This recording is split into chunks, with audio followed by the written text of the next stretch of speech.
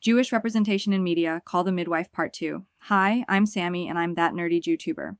Today I'll be discussing Season 7, Episode 1 of Call the Midwife, in which we see the nurses care for a German Jew who is in end-stage cancer. The patient in question is Mrs. Ruth Galen, who's recently been discharged from hospital and has had a hard time with pain management since she left hospital. In the next scene, Ruth is in her home with Dr. Turner. The big freeze of 1963 has buried Poplar under extremely deep snow, and Mrs. Gellen expresses great pride in her son and boasts of his accomplishments to Dr. Turner and anyone else who will listen. He sent her money for an electric fireplace, which comes in useful in fending off the cold. Ruth's husband Arnold used to work for a bakery and is a talented cook. Mrs. Turner receives a letter from St. Cuthbert's bearing the news that Mrs. Gellen's stoma revision came with complications. She was tested in hospital for complications, and her tests show that her case of carcinoma, which had previously been in remission, is now back. She is also diagnosed with lung and liver metastases. It's determined that Ruth Galen won't have long to live. The next time Mrs. Gellen is seen, her daughter Hilary has come to visit from Hendon and hopes to have Arnold and Ruth move in with her and her husband Bernard.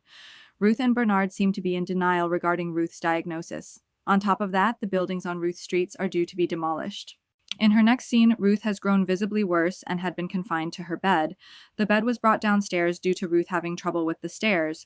Her son Martin calls, and even he is able to hear how breathless she sounds. Ruth tries to convince him she's fine, but her daughter Hilary takes the phone and tells him she's lying. Ruth is next seen in her home, delirious and calling for Martin. Arnold watches from his window as the row of homes across from his is demolished. Nurse Phyllis Crane is then forced to do battle with Sergeant Wolfe when he attempts to enforce the demolition. Ruth takes a turn for the worse, coughing up blood and struggling to breathe. This turns out to be a pulmonary hemorrhage. Arnold knew Ruth was dying when she stopped polishing the Shabbat candlesticks. To me, this says that Ruth Gellen took great pride in keeping a Jewish home. Arnold hasn't been to shul in years, since the congregation kept getting smaller. Nurse Crane is able to convince Sergeant Wolfe to have the phone line fixed, and he also requests to be informed when Ruth dies. Arnold says a final, tearful goodbye to his beloved wife, expressing how proud of her he is. Ruth is remembered by her loved ones, who gather outside her home and sing El Male Rachamim, a Jewish prayer for the dead. Her remains are carried solemnly from the house to be buried. I found this haunting and beautiful, as it deals with death in a gracious way, from a Jewish perspective. Arnold decides to go live with Hilary in Hendon and makes one last thing in his own kitchen, a strudel, which he gifts to Nurse Crane as a thank you for caring for his wife.